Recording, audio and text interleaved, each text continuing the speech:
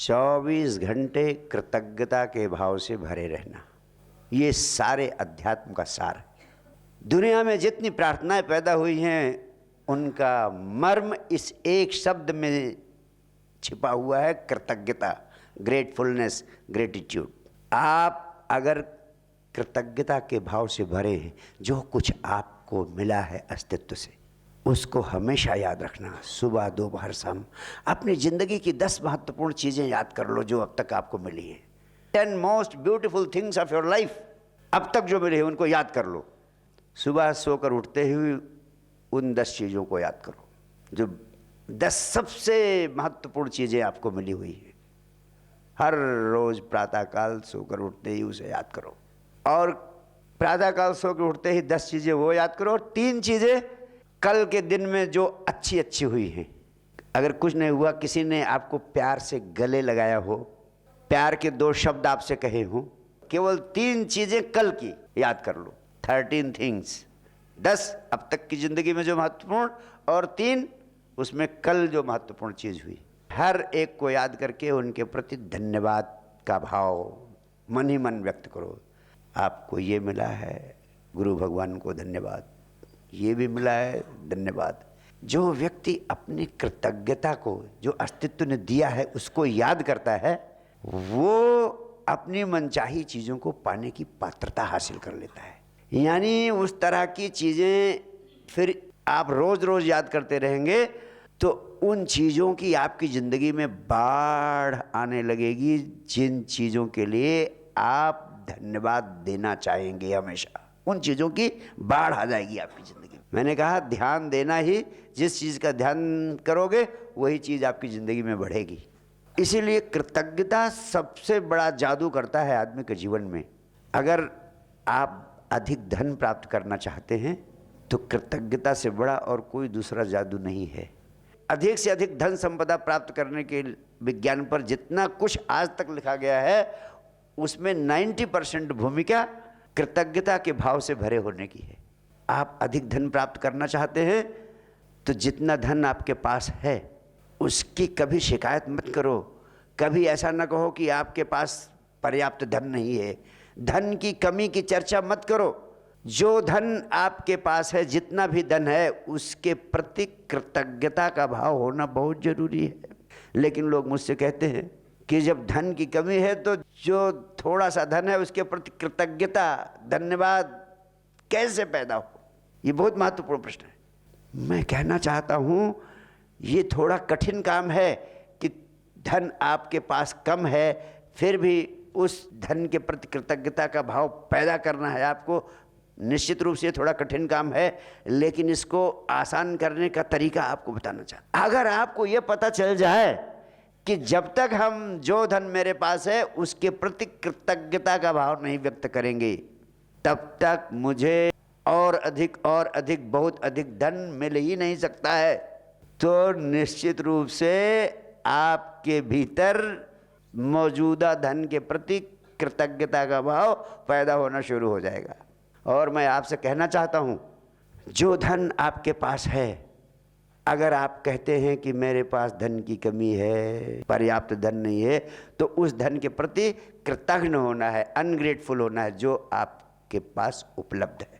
और दूसरी बात मैं कहना चाहता हूँ कि अगर आप अपने पास उपलब्ध मौजूदा धन के प्रति कृतज्ञ नहीं होते हैं, उसके लिए सद्गुरु को, परमात्मा को, अस्तित्व को धन्यवाद नहीं देते हैं जो धन आपको मिल रहा है, और उसकी सराहना नहीं करते हैं, तो और अधिक बहुत अधिक धन मिलना आपके लिए असंभव है। दुनिया की कोई ताकत दे नहीं सकती है तुम्हें। इसलिए जो मौजूदा धन है उसके प्रति कृतज्ञता व्यक्त करो। कैसे व्यक्त कर सकते हो? आप उन चीज़ों की याद करो जो उस धन से आपको मिल रही हैं। अगर धन भी नहीं होता तो आप वो चीज़ें नहीं मिलती। आपके पास जितना धन है उस धन की बदौलत आप अपने गुरु के कार्यक्रम में यहाँ पहुँच पाए हैं, इसलिए उस धन को बहुत बहुत धन्यवाद, बहुत बहुत धन्यवाद, बहुत बहुत धन्यवाद, ये भाव रखो। उसी धन से तो आपका पूरा जीवन चल रहा है। इसलिए मौजूदा धन के प्रति कृतज्ञ होने के 3 बड़े बड़े कारण खोज लो कि जितना धन मेरे पास है, ये धन नहीं होता तो पहला ये बड़ा काम आप नहीं कर पाते जो आप कर पा रहे हैं, दूसरा ये बड़ा काम नहीं कर पाते जो आप कर पा रहे हैं, तीसरा ये बड़ा काम आप नहीं कर पाते जो आप कर पा रहे हैं। इसलिए गुरु भगवान को धन्यवाद दो, गुरुदेव धन्यवाद धन्यवाद धन्यवाद, इस धन के कारण ही मैं ये भी कर पा रहा हूँ, ये भी कर पा रहा हूँ, ये भी कर पा रहा हूँ। और ये रोज़ रोज़ आपके भीतर ये धन्यवाद का भाव आ जाए तो मैं कहता हूँ और अधिक बहुत अधिक धन खिंचता हुआ आपके पास चला आएगा। ये आपको अध्यात्म का विज्ञान, धन पाने के विज्ञान के संबंध में महत्वपूर्ण बात कह रहा हूँ। अगर आप जिस नौकरी में हैं वो उस नौकरी में बहुत सारी कठिनाइयाँ हैं और आप उससे बेटर जॉब पाना चाहते हैं, अच्छी नौकरी प्राप्त करना चाहते हैं जिसमें और अच्छी सुविधाएं हो और अच्छे इनकम हो, तो आपको वर्तमान नौकरी की बुराई कभी नहीं करनी चाहिए। जिस नौकरी में आप हैं उस नौकरी की बुराई अगर आप करेंगे तो उससे बड़ी नौकरी आपको ज़िंदगी में कभी नहीं मिल पाएगी। आप उस नौकरी की कुछ तो अच्छाइयाँ हैं, उस नौकरी ने आपको जो जो दिया है जिसके कारण आप बड़ी नौकरी के लिए सोच पा रहे हैं।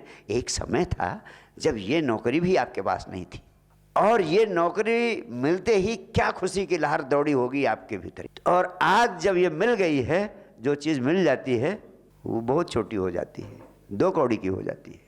इसलिए जो नौकरी मिल गई है उस नौकरी में जो अच्छी अच्छी 3 चीज़ें हैं जिसके कारण तुमको ये अच्छी अच्छी 3 चीज़ें मिल रही हैं, उनको रोज याद करो और उसके लिए उस नौकरी को धन्यवाद दो। मैं वचन देता हूँ उससे बड़ी नौकरी पाने से दुनिया की कोई ताकत तुम्हें नहीं रोक सकती है, रोक ही नहीं सकती है। और मैं आपसे कहना चाहता हूँ, आप जिस काम को कर रहे हैं उस काम के प्रति आपके प्राणों में उत्साह रहना चाहिए, रोमांचित होना चाहिए, तब उस रोजगार में तरक्की होती है। जो आपके ग्राहक हैं उनके प्रति धन्यवाद का भाव होना चाहिए, जो आपका कारोबार है उस कारोबार के प्रति धन्यवाद का भाव होना चाहिए, कर्मचारियों के प्रति धन्यवाद का भाव होना चाहिए। अभी मैं बॉम्बे में था, एक व्यक्ति ने पूछा, गुरुदेव आप कहते हैं कृतज्ञ होना चाहिए कि हमारा ही कर्मचारी हमारी उपेक्षा करता है या किसी अवसर पर हमारी अपेक्षा के विपरीत लगता है कि मुझे अपमानित कर रहा है, उस समय हमें क्या करना चाहिए? मैंने कहा अपने कृतज्ञता के भाव को कभी दूसरे के व्यवहार से बाधित मत करो।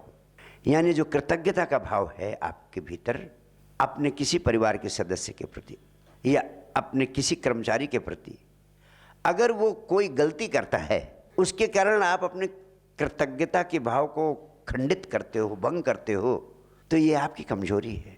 अगर ऐसा कोई कर्मचारी आपकी अपेक्षा के अनुरूप व्यवहार न करे और किसी प्रकार की बदतमीजी भी कर जाए तो भी आप सोच लो कि ये व्यक्ति, इसकी नौकरी तो मेरे ऊपर निर्भर है, आज मैं चाहूँ तो आज ही इसकी नौकरी समाप्त हो जाएगी। अगर ये अपेक्षा के विपरीत व्यवहार कर रहा है, हो सकता है ये किसी विशेष परेशानी में हो, पत्नी से लड़कर आया हो या डाइवोर्स का मामला चल रहा हो या इसके बेटे को कोई तकलीफ हो गई हो या किसी और परेशानी से गुजर गया हो। आप उसकी विशेष समस्याओं के कारण उसकी ऐसी स्थिति, ऐसा व्यवहार करने की परिस्थिति पैदा हुई है, ये समझकर उसे इग्नोर कर दो। और इस समय जो धैर्य आप रखेंगे, जो क्षमा का भाव रखेंगे और उसने इतनी सेवा की है इतने दिनों तक, इसके प्रति जो कृतज्ञता का भाव आप रखेंगे, एक दिन आएगा वही व्यक्ति तुम्हारे लिए ऐसा काम करने को तैयार हो जाएगा जो शायद तुम्हारा बेटा भी नहीं कर सकता। शायद वो अपनी गर्दन भी तुम्हारे लिए दांव पर लगा दे कि आपने ऐसे संवेदनशील क्षण में भी उसको क्षमा कर दिया था। तो मैं आपसे कहना चाहता हूँ, कृतज्ञता का भाव आपकी ज़िंदगी का सबसे महत्वपूर्ण भाव है।